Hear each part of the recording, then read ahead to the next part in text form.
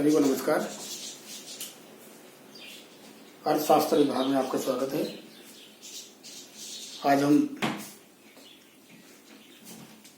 BA part first राजऋषि भर्तृ मत्स्य विश्वविद्यालय के economics first का जो पेपर है उसका हम अध्ययन कर रहे थे। ये हमारा तीसरा व्याख्यान है। तीसरा व्याख्यान है ये कॉन्सेप्ट आर्थिक अवधारणा विधियों का। और हम पढ़ रहे हैं मूलभूत आर्थिक समस्याएं या अर्थव्यवस्था के मूलभूत कार्य कौन कौन से हैं। इससे पिछले वाले व्याख्यान के अंतर्गत मैंने आपको शॉर्ट में बताया था कि समस्याएं कैसे उत्पन्न होती है, कार्य क्या है, समाधान का कैसे किया जाता है तीनों इकोनॉमी में। ये हम सीधा कार्य पाते हैं, मुख्य समस्याओं पर आते हैं। पहली समस्या है क्या और कितना उत्पादन किया जाए। क्या और कितना उत्पादन किया जाए, क्या का मतलब क्या है कि कोई भी इकोनॉमी, चाहे पूंजीगत अर्थव्यवस्था हो, चाहे समाजवादी अर्थव्यवस्था हो, चाहे मिश्रित अर्थव्यवस्था हो, सबसे पहला कार्य क्या होता है, क्या और कितना उत्पादन किया जाए, अर्थात किन वस्तुओं का उत्पादन किया जाए और कितनी मात्रा में किया जाए। ठीक है, ये समस्या मैंने बताया बार बार इसलिए उत्पन्न होती है क्योंकि अर्थव्यवस्था के अंतर्गत आवश्यकताएं असीमित हैं और साधन सीमित हैं। तो यहां पर भी ध्यान रखिए, हम जो क्या और कितना उत्पादन किया जाए का अध्ययन इसलिए कर रहे हैं क्योंकि यहां पर हमारे पास साधन सीमित हैं। तो इसलिए कौन सी वस्तुओं का उत्पादन कितनी मात्रा में किया जाए ये इंपॉर्टेंट चीज है। मैं बताया आपको, इसको उत्पादन संभावना वक्र की सहायता से हम स्पष्ट करेंगे। ये हमारा उत्पादन संभावना वक्र है, ठीक है। और इसके अंतर्गत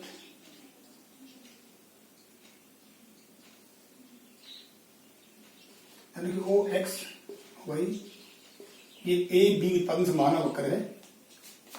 या x1 x2 y1 y2 p और q दे देते हैं। यहाँ x वस्तु लिया गया है या y वस्तु ली गई है, ठीक है। मैंने कहा ए बी हमारा उत्पादन संभावना वक्र है जो दो वस्तुओं की x और y वस्तुओं की किसी देश में उपलब्ध उत्पत्ति के साधनों और तकनीकी के दिए होने पर उत्पादन की अधिकतम संभावना को दर्शाता है, अधिकतम संभावना को बताता है। तो क्या और कितना उत्पादन किया जाए, इसलिए हम अध्ययन कर रहे हैं कि हमारे पास साधन सीमित होने के कारण कि यदि हम एक वस्तु के उत्पादन में वृद्धि करते हैं तो हमें दूसरी वस्तु के उत्पादन में कमी करनी पड़ती है। फॉर एग्जाम्पल यहाँ पर डायग्राम दिया उत्पादन संभावना वक्र। तो इसमें देखिए, यदि हम पी बिंदु पर रहते हैं, पी बिंदु पर रहते हैं तो उस कंडीशन में कोई भी इकोनॉमी, इसका ये डायग्राम दिया हुआ है, वो एक्स वस्तु का OX1, ठीक है, और वाई वस्तु की OY1 मात्रा का उत्पादन करते हैं पी बिंदु पर। अब सपोज कीजिए हमें एक्स वस्तु का उत्पादन बढ़ाना है, ठीक है, चाहे एक्स वस्तु की डिमांड बढ़ जाए, कुछ भी कारण हो, हमें एक्स का उत्पादन बढ़ाना है तो हम एक्स का उत्पादन मान लीजिए OX1 से बढ़ाकर क्या कर देते हैं, OX2 कर देते हैं, यहाँ पे आ जाते हैं। तो यानी कि हमें वाई का उत्पादन कम करना पड़ेगा। वाई का उत्पादन हमें पहले OY1 था, उसे घटाकर हम OY2 यानी कि नीचे यानी कि x पी से हम q पर आएंगे, यानी कि हम p से q पर आएंगे। इसका मतलब क्या है, p से q पर आने का मतलब है कि x वस्तु के उत्पादन में वृद्धि कर रहे हैं। जब x वस्तु की डिमांड बढ़ रही है मान लीजिए, तो हमें x वस्तु का उत्पादन बढ़ाएंगे और y वस्तु के उत्पादन में कमी करनी पड़ेगी। कमी इसलिए कर रहे हैं कि हमारे पास साधन सीमित है, तो हमें y वस्तु की जो साधन हम वहां से उठाकर उनको हम x वस्तु के उत्पादन में लगाएंगे, तो इसलिए x वस्तु का उत्पादन तभी बढ़ पाएगा, ठीक है। तो ऐसी स्थिति में ये हमारा है क्या और कितना उत्पादन किया जाए, क्या और कितना उत्पादन किया जाए, ये इस तरह से हम दिखाएंगे। देखिए अब हम देखते हैं, मैं कहा कि प्रत्येक समस्या या कार्य का समाधान या वो कार्य तीनों अर्थव्यवस्था में अलग अलग तरीके से किया जाता है। ये इंपॉर्टेंट भी है। पूंजीवादी अर्थव्यवस्था यानी कि जिसमें उत्पादन व वितरण का पूरा अधिकार निजी व्यक्तियों के हाथों में होता है और लाभ कमाना उनका मुख्य उद्देश्य होता है। तो उस स्थिति में जाने की यहां पर प्राइस मैकेनिज्म सिस्टम यानी कि कीमत प्रणाली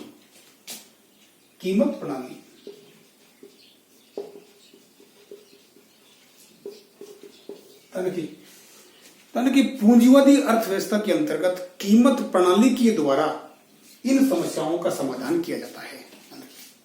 कीमत प्रणाली के द्वारा इन समस्याओं का समाधान किया जाता है। कीमत प्रणाली किसे कहते हैं, प्राइस मैकेनिज्म सिस्टम क्या है, सिर्फ एक लाइन इसका उत्तर है जहां मांग व पूर्ति के द्वारा कीमत का निर्धारण किया जाता है।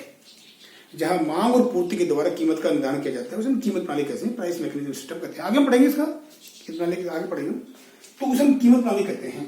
तो मैंने कहा कि क्या और कितना उत्पादन किया जाए, इस समस्या का समाधान हम पहले पूंजीवादी अर्थव्यवस्था की बात कर लेते हैं। क्या उत्पादन किया जाए, यानी कि पूंजीवादी अर्थव्यवस्था के अंतर्गत क्या का मतलब क्या है, उस वस्तु का उत्पादन किया जाएगा जिसकी उपभोक्ता ज्यादा डिमांड करते हैं।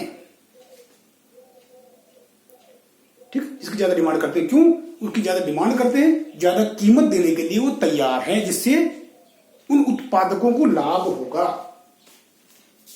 और कितना उत्पादन किया जाएगा? जितनी डिमांड करते हैं। ठीक है, क्या उत्पादन किया जाएगा? जिनकी उपभोक्ता डिमांड करते हैं। कितना किया जाएगा? जितनी डिमांड करते हैं। पूंजीवादी अर्थव्यवस्था के अंतर्गत साधनों को इकोनॉमी वहां लगाएगी जहां उपभोक्ता वस्तु की जहां उपभोक्ता वस्तु की डिमांड करते हैं, और जितनी डिमांड करते हैं तो उत्पादन किया जाएगा। इसके बाद आती है समाजवादी अर्थव्यवस्था। देखिए, समाजवादी अर्थव्यवस्था का मुख्य उद्देश्य क्या है? सामाजिक हित।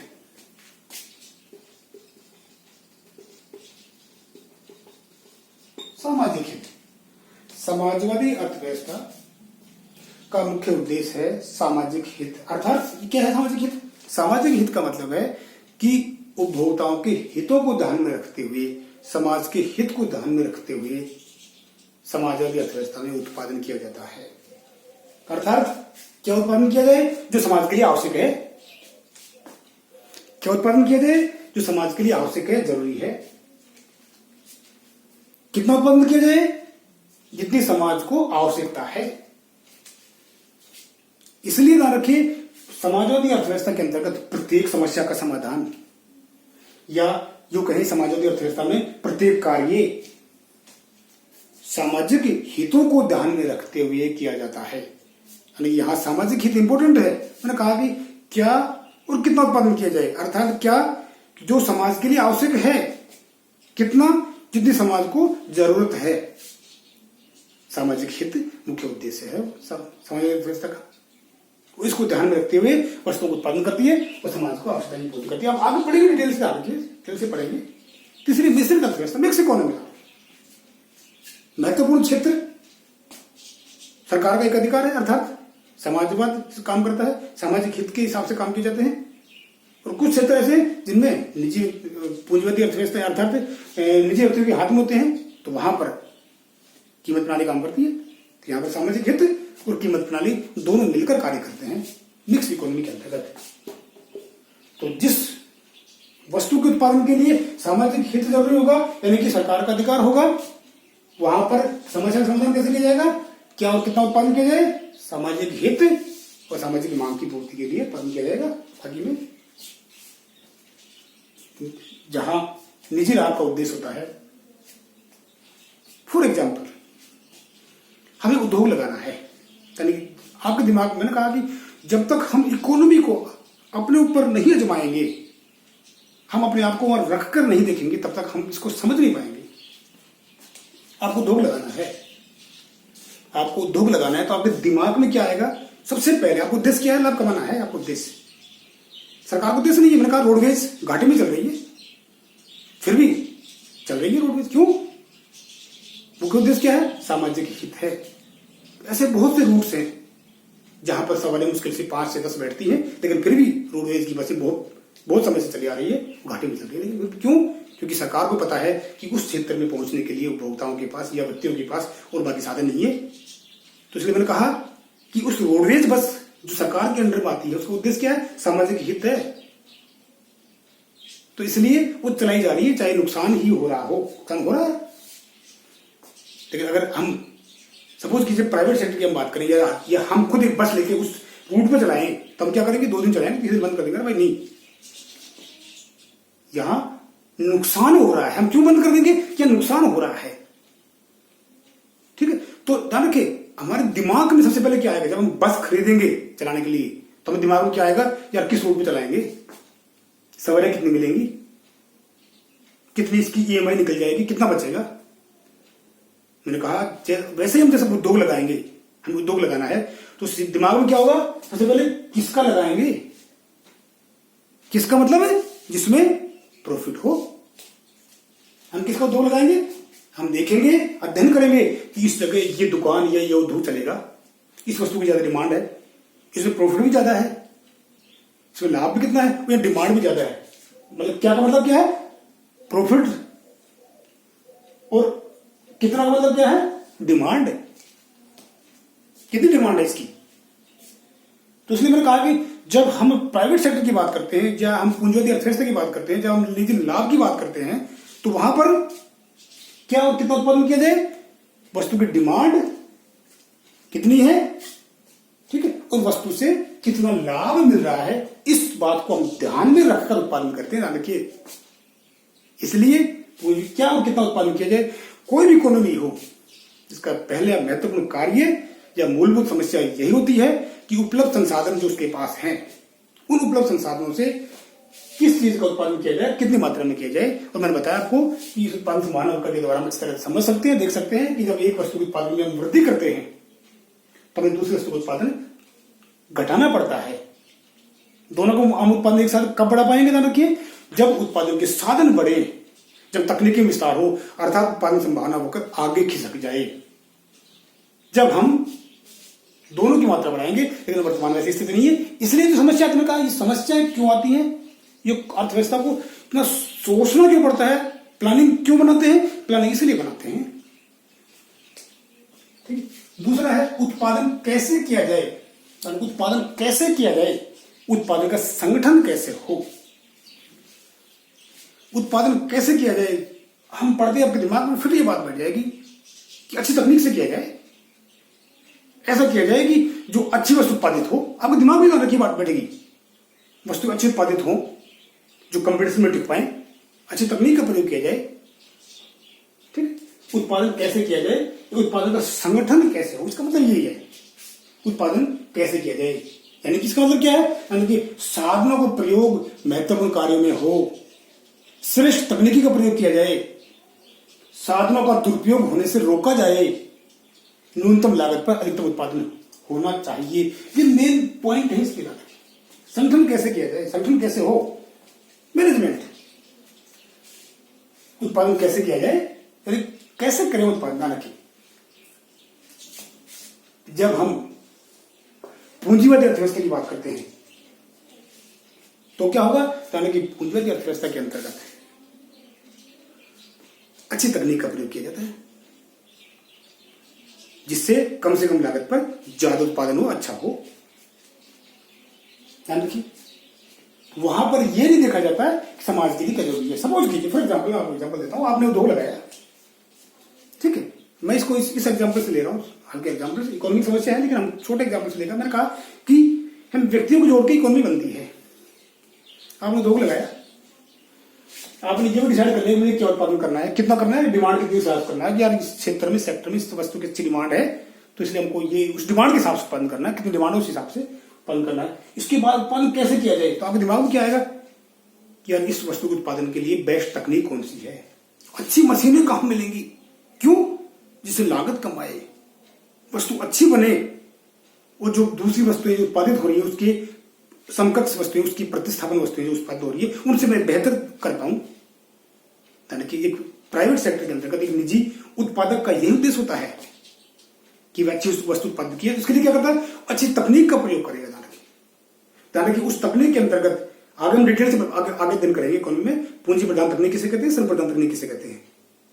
मैंने कहा कि पूंजी की मात्रा में ज्यादा प्रयोग किया जाएगा, या ऐसी तकनीक का प्रयोग किया जाएगा यहाँ पर जिससे कि वस्तुएं सस्ती और अच्छी वस्तुएं हो, श्रेष्ठ वस्तुएं, न्यूनतम, एक लाइन में क्या है, न्यूनतम लागत पर अधिकतम उत्पादन हो। ये उद्देश्य रहेगा पूंजीवादी अर्थव्यवस्था की। संगठन कैसे हो, उत्पादन कैसे किया जाए। समाजवादी क्या रहेगा, मैंने कहा समाजवादी अर्थव्यवस्था का मुख्य उद्देश्य क्या रहेगा, सामाजिक हित। अब ये सामाजिक हित का मतलब क्या है, सामाजिक हित का मतलब क्या है कि समाज के लिए कौन सी तकनीक ज्यादा जरूरी है। देखिए, मुख्य रूप से मैंने कहा श्रम प्रधान तकनीक और पूंजी प्रधान तकनीक। एक तकनीक ऐसी होती है जिसमें पूंजी का ज्यादा प्रयोग किया जाता है, एक तकनीक ऐसी होती है जिसमें श्रम का ज्यादा प्रयोग किया जाता है। तो हमारे देश की आवश्यकता क्या है, मैंने कहा इंडिया एक श्रम प्रधान देश है, इसलिए तो हमारे यहाँ श्रम सस्ता है। बाहर की जो कंपनियां हैं जो हमारे आगे इन्वेस्टमेंट क्यों करती है, क्या उद्योग लगाती है, फिर माल बेचती है, क्यों बेचती है, चाहे जापान की हो चाहे कोरिया की हो, क्यों, यहाँ श्रम ज्यादा है इसलिए श्रम सस्ता है। अतः जिन वस्तुओं के उत्पादन में श्रम का ज्यादा प्रयोग किया जाता है तो यहाँ बहुत सस्ता मिल जाता है। और साथ साथ पता है आपको एशिया का सबसे बड़ा मार्केट भी है। इससे क्या होगा, उनकी ट्रांसपोर्ट कॉस्ट कम आती है, उत्पादन की लागत बहुत कम हो जाती है, प्रॉफिट ज्यादा होता है, कि वस्तुओं की कीमतें कम होती है। तो इसलिए दानकी मैंने कहा कि समाजवादी अर्थव्यवस्था के अंतर्गत उत्पादन कैसे किया जाए। सामाजिक हित का मतलब क्या है, सामाजिक हित का मतलब है कि उस तकनीक का प्रयोग किया जाएगा जो उस देश के लिए हितकारी है। मैंने कहा कि भारत में जनसंख्या बहुत अधिक है, वो अलग बात है, जनसंख्या अधिक होने से श्रम सस्ता है, लेकिन हमारा प्रयास, सरकार का प्रयास भी यही रहेगा कि हम ज्यादा से ज्यादा श्रमिकों को प्रयोग में लें, उनको रोजगार दें। क्योंकि हम यदि पूंजी प्रधान तकनीक का प्रयोग करेंगे तो लोग बेरोजगार हो जाएंगे, नई समस्या क्रिएट हो जाएगी। हम देखते हैं कि जेसीबी जो आती है लाइन खोदने के लिए, बिजली की लाइन हो या गड्ढा खोदने का हो, एक जेसीबी एक दिन में 50 आदमी को काम कर देती है। अच्छी तकनीक है, सस्ता भी होता है, लेकिन फिर भी हम नरेगा जैसी स्कीम क्यों चालू कर रखी है, अधिकतम लोगों को रोजगार देने के लिए ना रखिए। इससे क्या है कि हम उस काम को मशीनों के द्वारा कम कीमत में करा सकते हैं, जल्दी करा सकते हैं। तो मैंने कहा कि सरकार का उद्देश्य सामाजिक हित है, उस कार्य में कितने परिवार लगे हुए हैं, कितने परिवारों को रोजगार मिलेगा लंबे टाइम तक, वो ज्यादा जरूरी है एक नई समस्या क्रिएट होने से रोकने के लिए। इसलिए कि प्रत्येक देश, प्रत्येक जो कंट्री है जहां सामाजिक हित या समाजवादी अर्थव्यवस्था है, वहां सामाजिक हित को ध्यान रखा जाता है। इसलिए मैंने कहा इंडिया में हमारे मिश्रित इकोनॉमिक से मिक्स इकोनॉमी है, तो सामाजिक हित यानी कि जो कि सरकार के जो कार्य हैं वहां पर सरकार इस बात का ध्यान रखती है कि ऐसे तकनीक का प्रयोग किया जाए जो समाज के लिए लाभकारी हो। यानी कि मैंने कहा कि हमारे यहाँ श्रम अधिक है तो हम अधिक से अधिक लोगों को रोजगार देने का प्रयास करेंगे, हम श्रम प्रधान तकनीक का प्रयोग करेंगे। क्योंकि पूंजी प्रधान तकनीक से क्या होगा कि मशीनों के द्वारा प्रयोग करने से लोग बेरोजगार हो जाएंगे और एक नई समस्या देश के सामने क्रिएट हो जाएगी। हम यदि सारे काम मशीनों से करेंगे तो लोगों को रोजगार कहां से मिलेगा। तो इसलिए मैंने कहा समाजवादी अर्थव्यवस्था के अंतर्गत उत्पादन कैसे किया जाए, उत्पादन संगठन कैसे हो, इनका प्रयोग तो किया जाएगा, हालांकि न्यूनतम लागत पर उत्पादन करने का प्रयास किया जाएगा, साधनों का बेस्ट प्रयोग किया जाएगा, उनका दुरुपयोग रोका जाएगा, ठीक है, श्रेष्ठ तकनीक का प्रयोग किया जाएगा। लेकिन साथ साथ हालांकि सामाजिक हित को भी ध्यान में रखा जाता है समाजवादी क्षेत्र में या समाजवादी अर्थव्यवस्था के अंतर्गत।